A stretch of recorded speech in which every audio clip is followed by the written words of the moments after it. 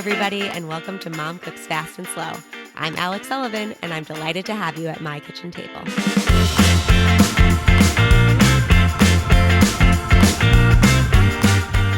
Today, I have author and parent coach Jacqueline Blair Telgheder here to discuss parenting with ease among so many other things. We chat about finding appreciation in ourselves and our kids, styles of parenting, setting age-appropriate boundaries for our kids while offering choice, trusting our gut instincts, and of course, social media. I'm thrilled to share this conversation with you all. I hope you enjoy. Hi, Jacqueline. Thank you so much for joining me on Mom Cooks Fast and Slow. Hi, Alex. Thanks so much for having me.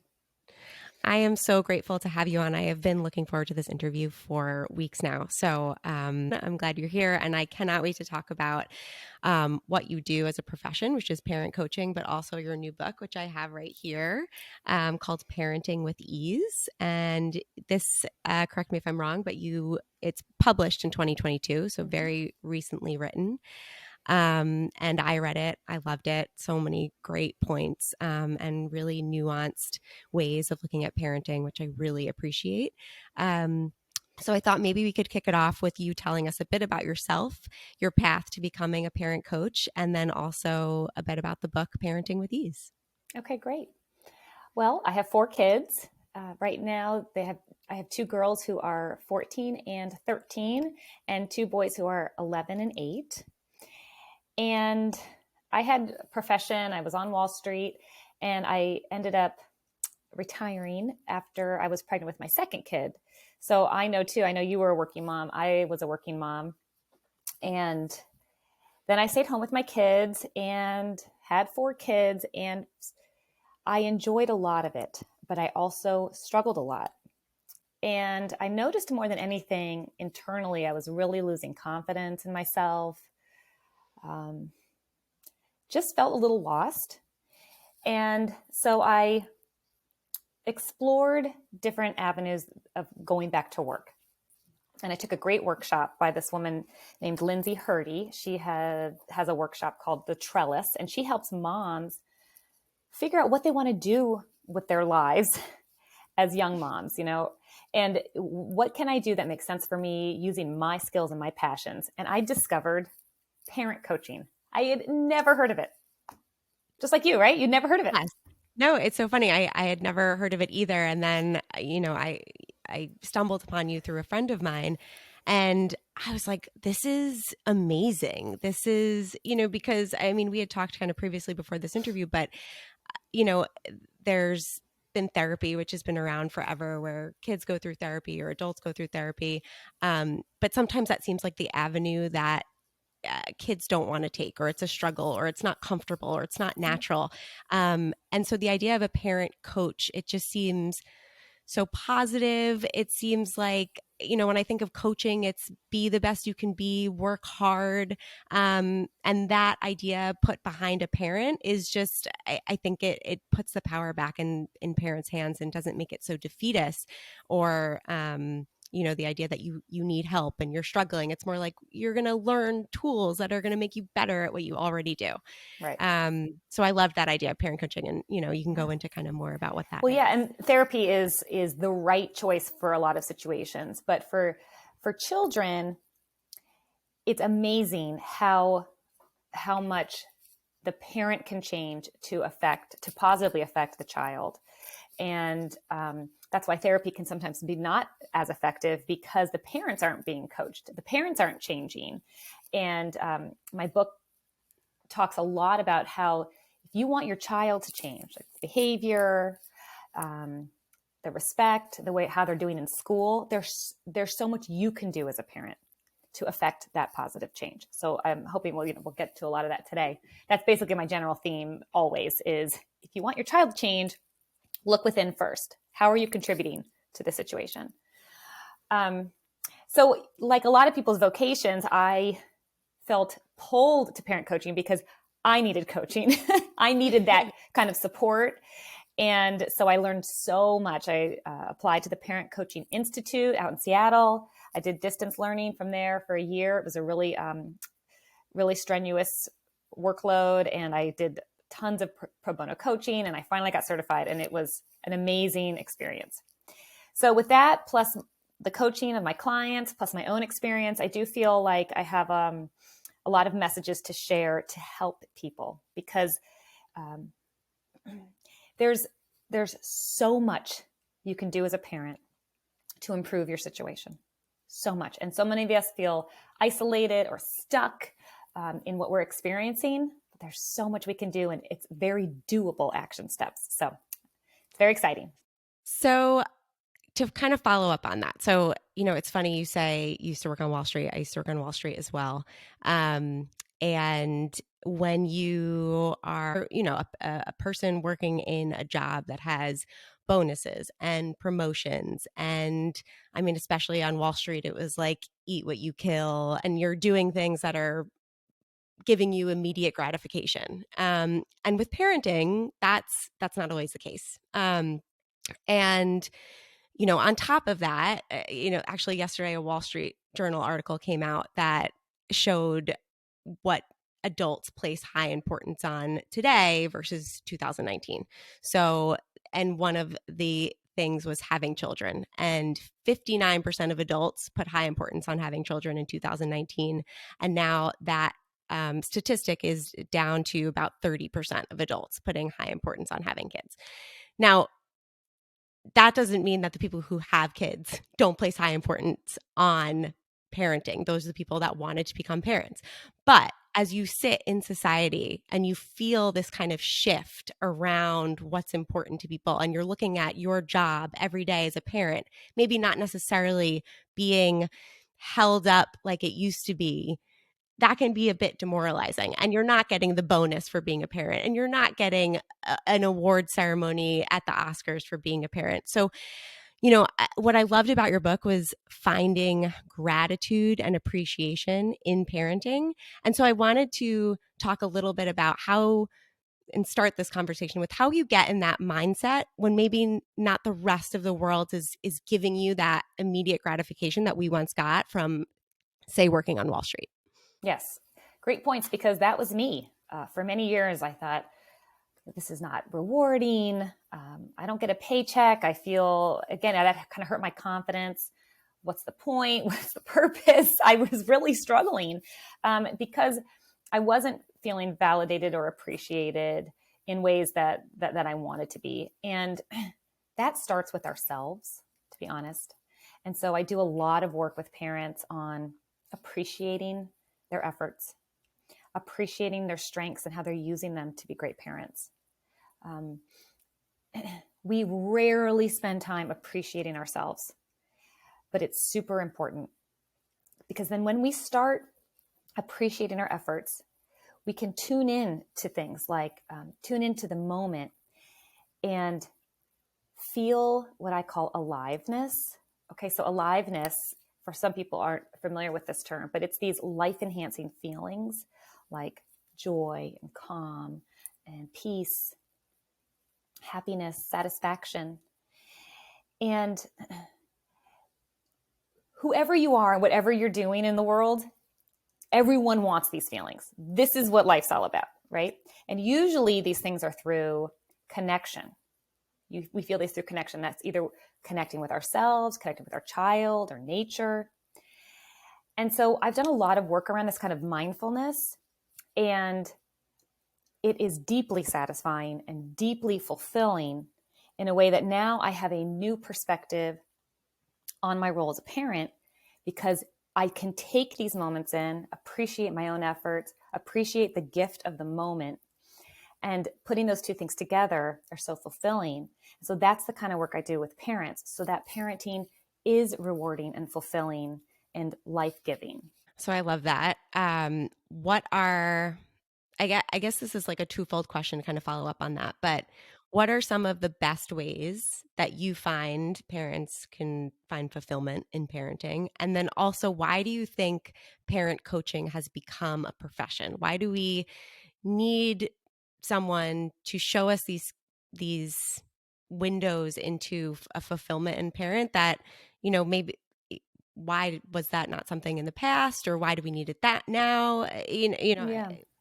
Well, I think it developed along with life coaching and business coaching. So it's kind of a new trend in that sense. a lot's changed in parenting. So before, years ago, you could easily be an authoritarian parent and move along okay. So life felt a little easier in the sense that you could tell your child what to do and they would just listen, because that's how society was raising children a generation ago, or 2 generations ago, kind of in that frame. And culture has changed a lot. And so kids aren't just going to do what we tell them anymore. And that's okay, because authoritarian parenting is not ideal for the optimal development of children. It's very much of a disciplinary, I tell you what to do without reason and you need to listen. So it's not responsive, it's not nurturing, and that's not ideal for children. So now children kind of fight back more. And parents don't know what to do because you're not as in control. And that's a very uncomfortable feeling. So there's this dynamic of power struggles, children's verbal upset that's really hard for us parents to endure.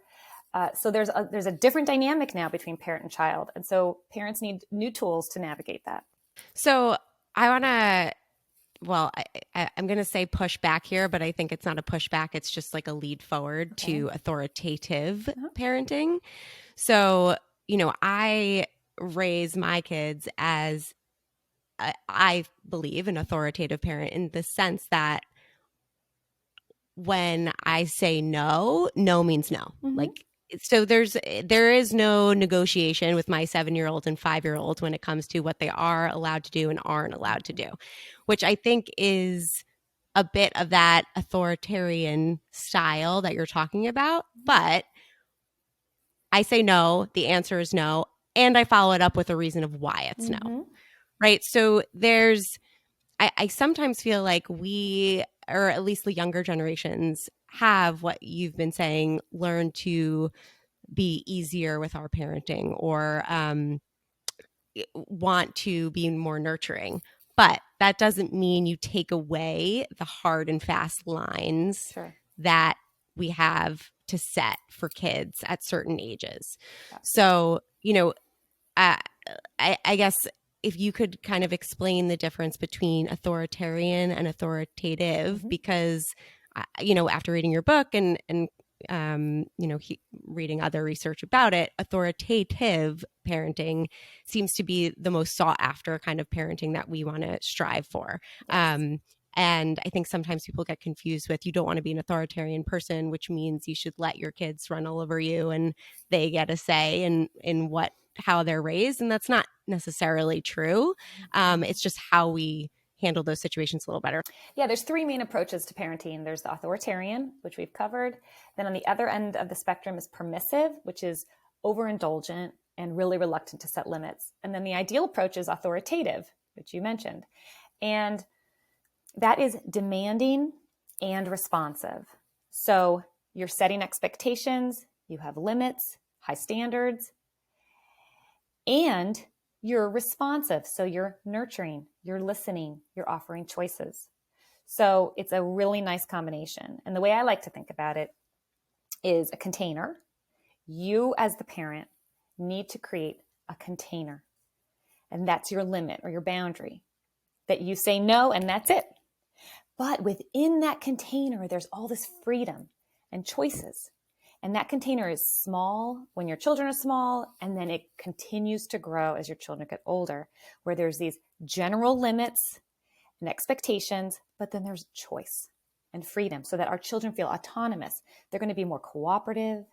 They're going to have a strong sense of self when they are able to feel free and have age-appropriate choices. It builds strong self-concept and a strong parent-child relationship. So I think that is really hitting the nail on the head, at least, for me and how I know I was raised with my parents, is that age-appropriate decision making. Like, it's when they're 2, they should have very, very, like you said, the small box, like really, like, these are your limits. This is what is allowed. This is what you're capable of handling. And you can choose if you're having peas or eggplant for your, right? Like, I can give some give some examples. Yeah. That's a great example. So mealtime, Honestly, the best meal strategy that I could offer is, this is what's for dinner. We're eating at 5:30, and this is what's for dinner. And you put something on the plate that you know your child likes. You know they like it. And then other options that are healthy and delicious. And then the child chooses how much to eat. That's a really healthy approach to mealtime. But yes, I mean, offering two choices for a 2-year-old is great. And that's for anything. You know, if they're struggling with getting dressed in the morning, 2 outfit choices, not the whole closet. So that's a great suggestion.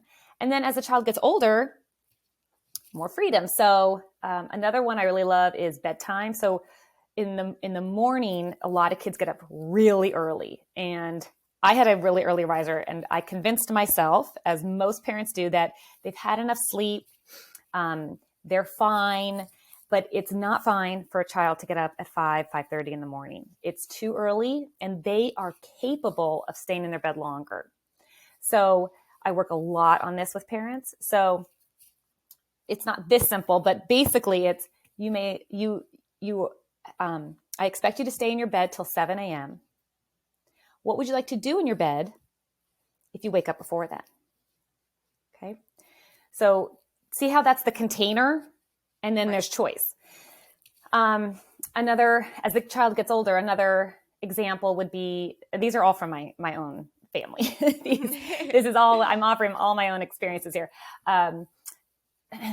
For my high schooler, she wants social media on her phone. So the limit or the container is, you may have one social media app. Which one would you like? Okay. That's just an example, but do you see that's a continuous theme? Right. Again, those conversations, the box, yeah, and the choices within. I mean, that's a great metaphor. I love that metaphor. Good. So in terms of how you have these discussions, the communication between you and your child, you know, I know in your book you had mentioned family meetings, or just being in communication with your kids about things. You know, if you wouldn't mind, explain to me how that communication looks in the different age brackets. So from 2 to 18, how does that communication change between you and your kids? Well, I would say 3 or 4 and under, they're really not ready for family meetings. But after that, they are. And there's lots of ways to do a successful family meeting. But the great thing about family meetings is that everyone's job is to listen, to share with respect, and to raise issues out of the moment. So emotions are settled, and that's key. So for a younger child, it's just a great way to talk through things out of the moment, like I said. For an older child, well, let me pause and just say that family meetings are great when we're talking about general expectations for the house, for the family. But I have 4 kids, and so I can't have a family meeting about Ava's field hockey, you know. So it really is kind of family discussion, that's something that affects the whole family. And so in that context, some things that are helpful are, you have a pen and everyone takes a turn with the pen, and when, you know, you get to talk with the pen, and then otherwise you are just listening, right? And then you can also change it up, and you can do a family meeting about what you appreciate about each other. So you could go around and say what I love about somebody, or a compliment to somebody in the family. We do that at dinner. Our dinner time is more of our family meetings, where we talk about these kind of things. Yeah, that's exactly what it is. Yeah. We do dinner, and it's not like, okay, we're gonna have a family meeting. It's like we sit down, we have dinner. It's a natural way to talk about it, to talk about our days, talk about what's important. Exactly. But sometimes Jerry and I will get to like a limit with our kids. Like, why is there stuff all over the house? You know, or like, why are we always late for everything? You know, whatever it is. So, okay, let's sit down. These are the expectations of you for the house. You know, what ideas do you have to do a better job? Or, you know, let's say it's about television during the week. We feel like everyone's slipping and watching more television. And so let's talk about, as a family, what's best and what the rules should be. So those are great opportunities to have a conversation and to hear from everybody. That's that nurturing part, that responsive part. I care what you think, and I think that you have good ideas as a child, and I want to hear them, and we'll work it out together. Again, with that ultimate boundary that you're setting. And then I just find it super helpful to have one-on-one conversations with my kids about a lot of things. So if it's behavior issue, if it's a problem they're having, I take my child and I separate them out of any situation, whether it's a television that could be distracting, family member, dogs. I take them and I have a sit down one-on-one, eye-to-eye, calm conversation. And I approach it as, there's a general limit here, but I care what you think and I want your ideas on how to work through this so that we're both comfortable. And that's just a very respectful way to communicate. And so it's supporting mutual respect. I'm treating my child with dignity, but I'm also saying there's limits here. So let me ask you a little bit about that, because there's nothing that drives me crazier than when I see a kid having a temper tantrum or whatever, and the parent goes over with excellent intentions and wants to talk to their kid calmly and work through things. And the result is the kid throws an even larger temper tantrum and is worse. And the Italian in me is like, take that kid on the side. You tell him, I am going to rip you out of this situation immediately if you don't knock it off right now. Right. Yeah. Like, so, there are times when it works to be calm and talk through your kid. And there are other times where you're like, I need to shut this down. Sure. Right. And so, is there a necessary evil of quote unquote losing your cool or getting that like authoritarian back up as a parent? And when do you see that, happening?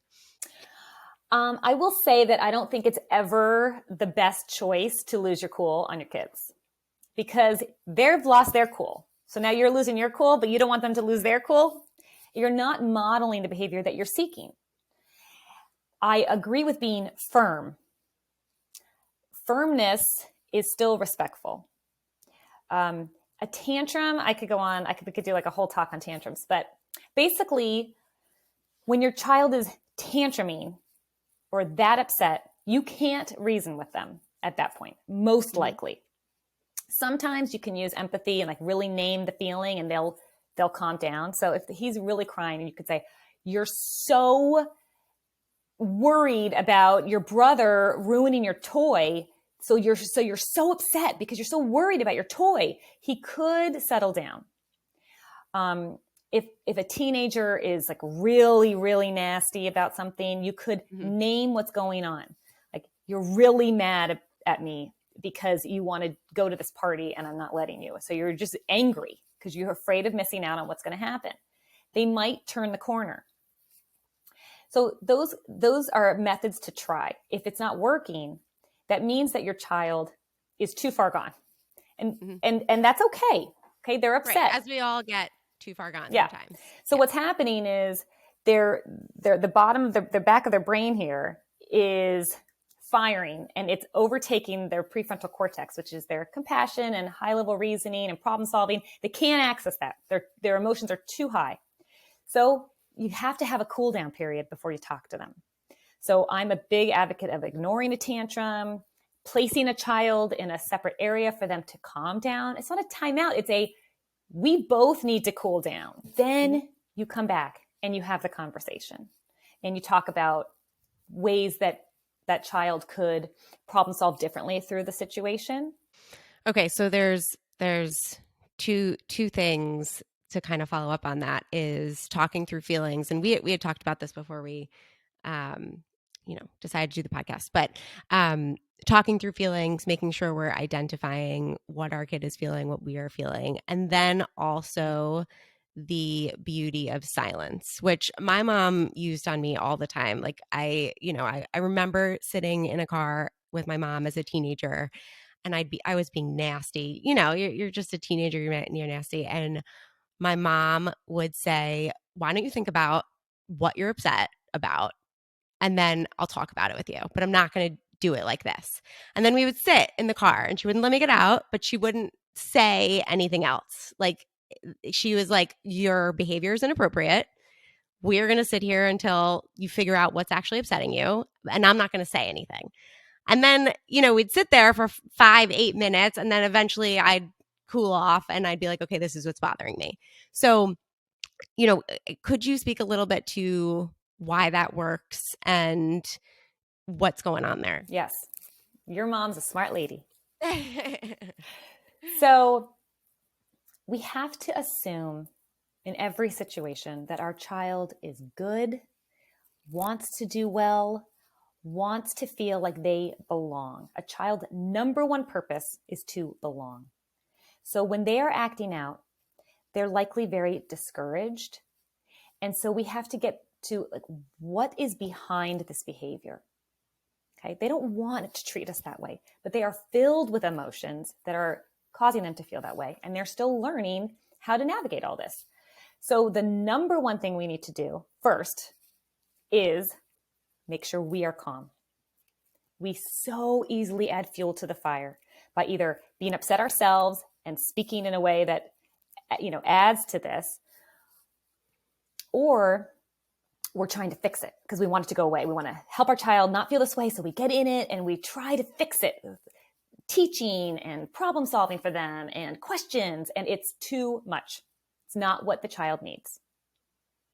So silence is a great option. Why? One, because it helps us stay calm. When you're silent, you can focus on your breathing. You can focus on where you're tense in your body and relax that. You can do some self-talk, like reminders. My child is feeling something that's making them behave this way. I'm going to let them feel this, and I know this will pass. And then I can address it with respect. Okay, so the number one thing with silence is that it helps you create calm. And it helps diffuse the situation because you're not adding fuel to the fire. And you're creating space. Space is so important. The child needs space to feel their emotions, to process them. If you can process your emotions, they're not stuck inside you anymore. So it's important to allow space for them to process. And then what I often do is something very similar to your mom, which is, I'm going to stop talking now. I will speak to you when you're speaking with respect. Because it's the teenage thing or whatever it is, any age really. If they're speaking disrespectfully, it's because they've got some big feelings. And so I'll say, when you're ready to speak with respect, I'm here. And that's awesome because it's saying, I believe you can. I believe you can be upset and work through it and be okay. I believe you know how to speak with respect. And I want to be here for you when you can be respectful. So there's a lot of great things happening when you say that. So this kind of leads into how kids work through challenges by themselves and how we need not always be trying to fix their problems for them.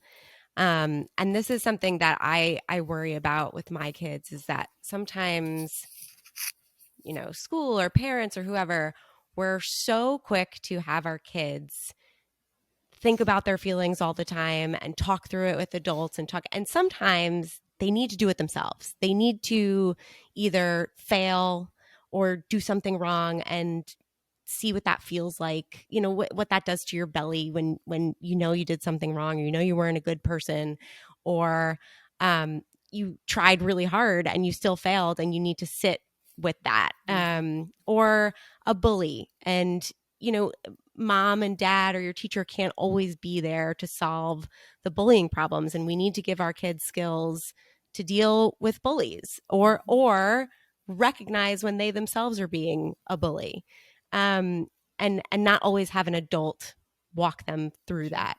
Yes, I love this topic. When I stopped problem solving for my children, a massive weight was lifted off of me. I actually feel liberated that I don't problem solve for my children anymore. It is amazing. I highly suggest this. So not only do I feel lighter and calmer, which is a gift to my family, I'm also supporting my children in their optimal development because I am giving them the opportunity to problem solve themselves. Our children are creative humans who have tons of great ideas. There's not one way to solve a problem, typically. And when you allow them space and freedom to work through their challenges, they become, their sense of self-worth becomes very strong. They feel competent, capable, can-do attitude, a feeling of, I can be upset and then I can be okay. But there's ways to support this, not just ignoring. There's specific strategies to support this. The basic number one strategy is asking questions. So to flip a statement into a question. Another way you can say it is ask versus tell.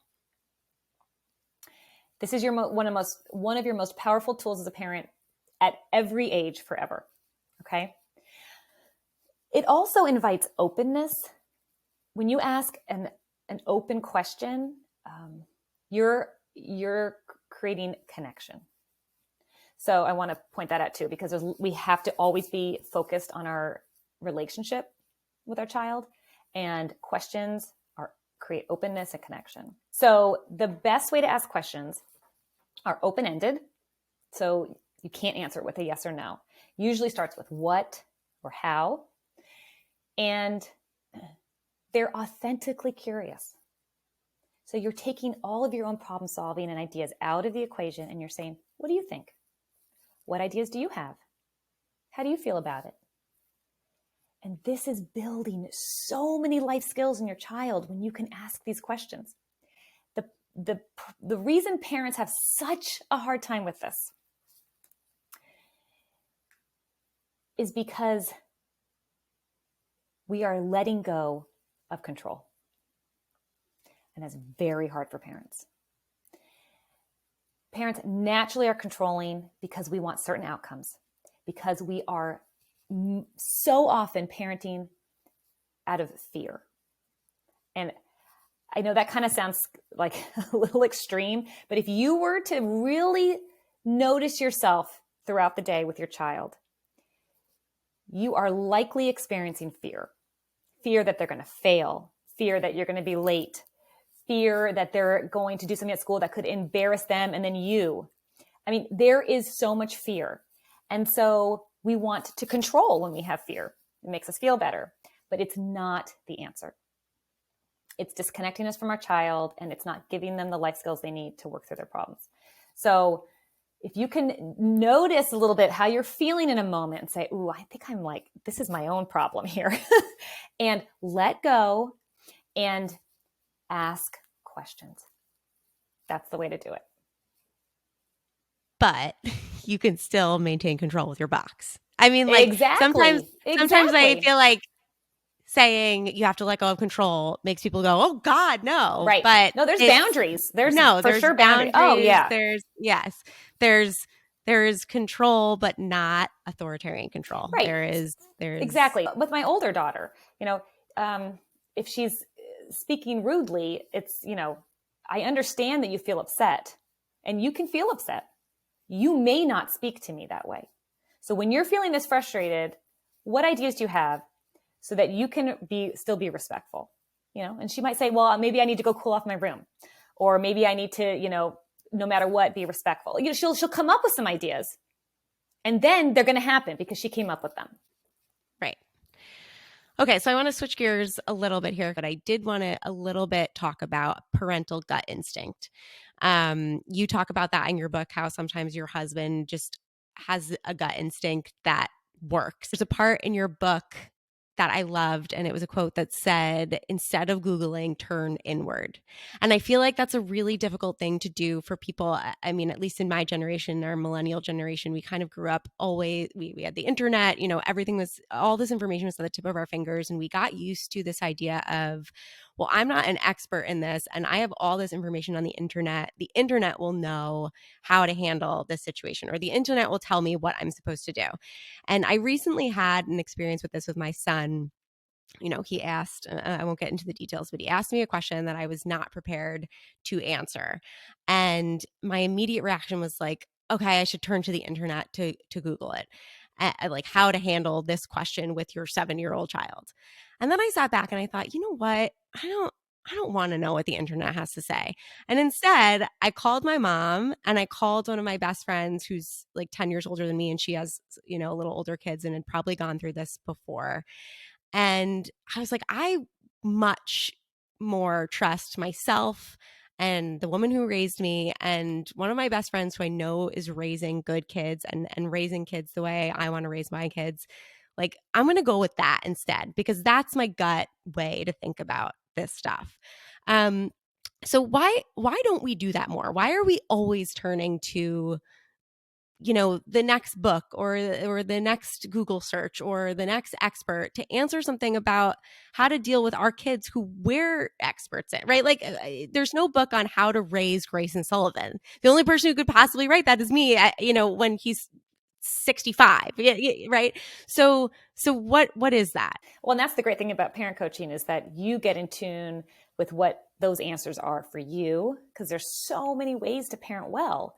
So right. There's not one way, but I think that people turned to quick answers because that's human nature, right? Mm-hmm. Quick solution. We're always trying to fix our problems. That's how our brains are wired. So what's the fastest and easiest way to fix this problem?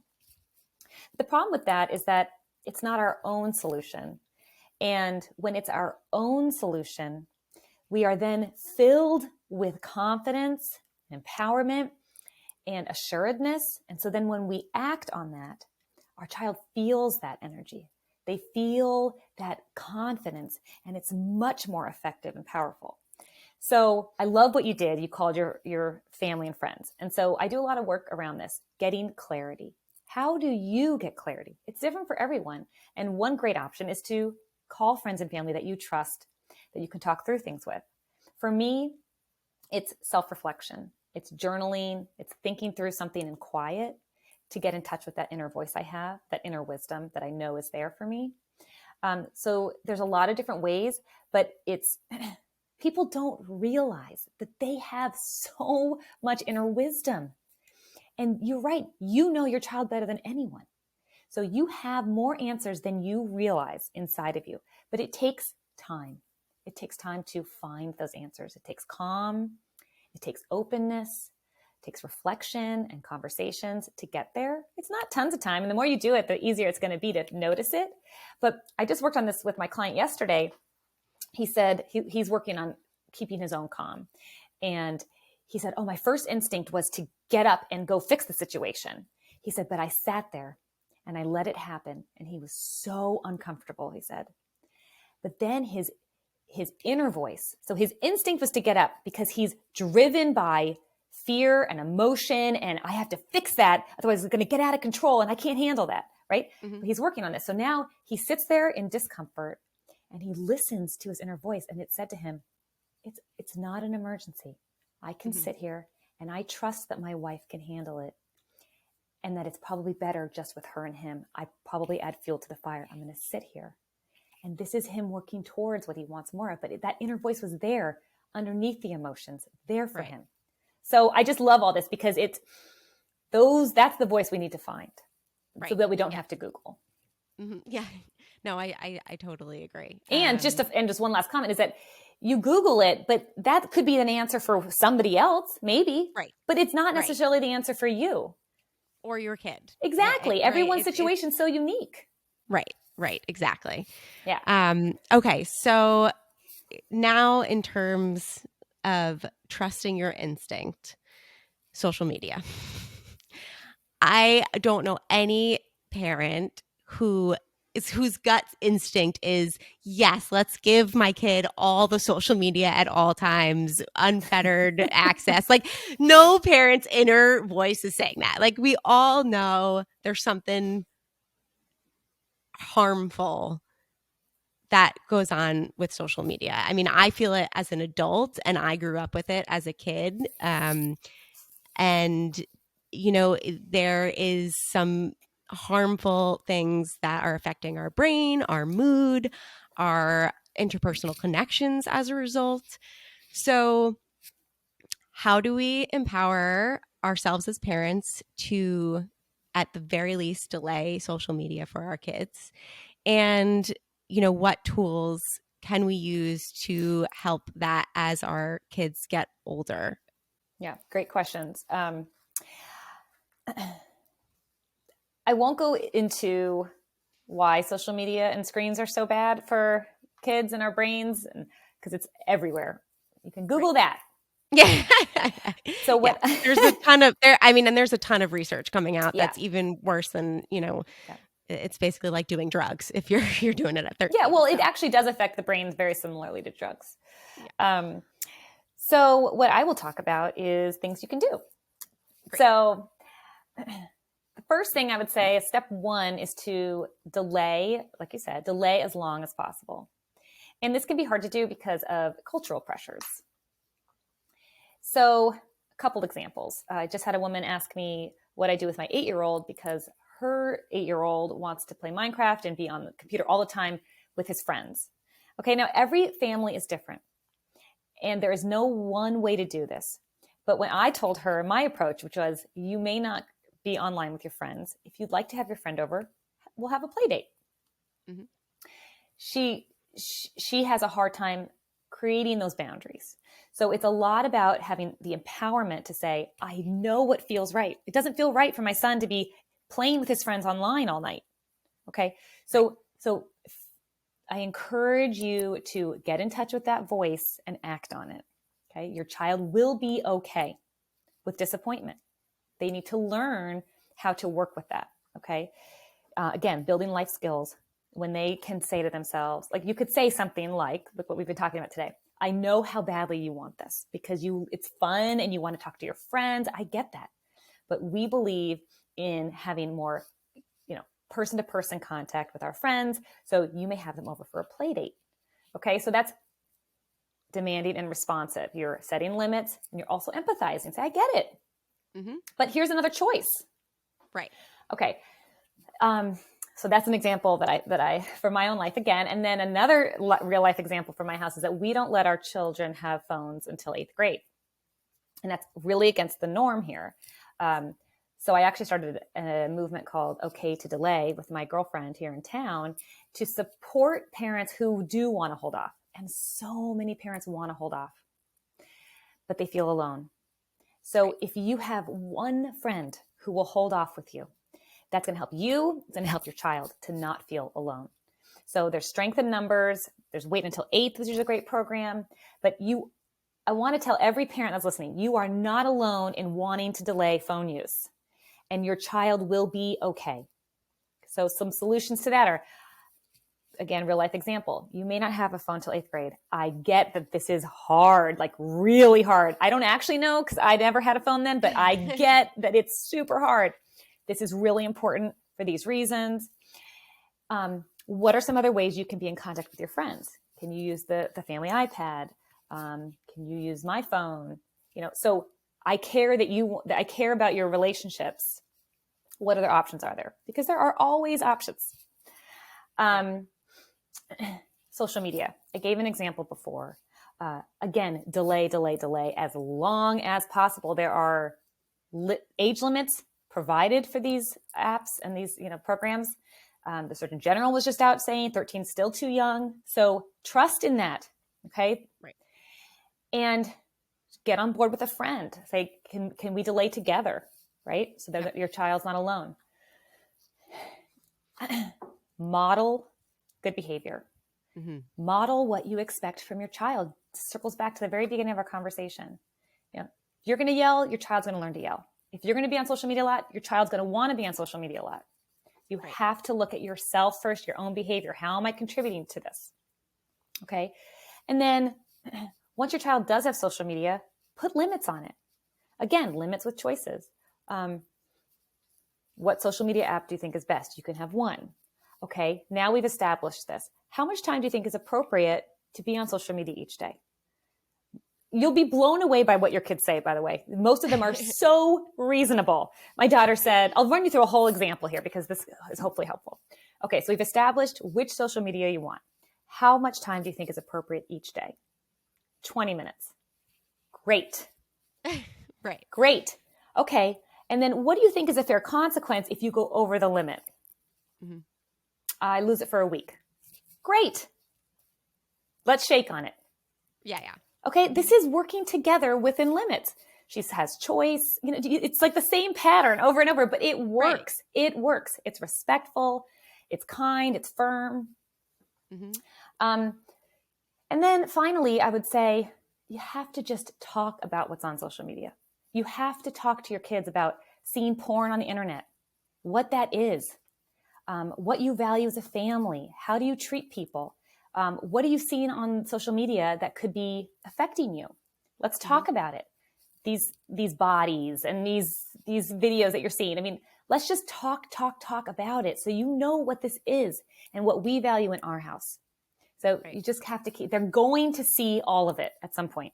And I would recommend being ahead of it, even if it's uncomfortable for you, get ahead of it and just talk about it all the time. Not one conversation, just lots of mini conversations about these things. Right. Make it normal. Make conversation. Because you're just avoiding it otherwise. You're avoiding the inevitable.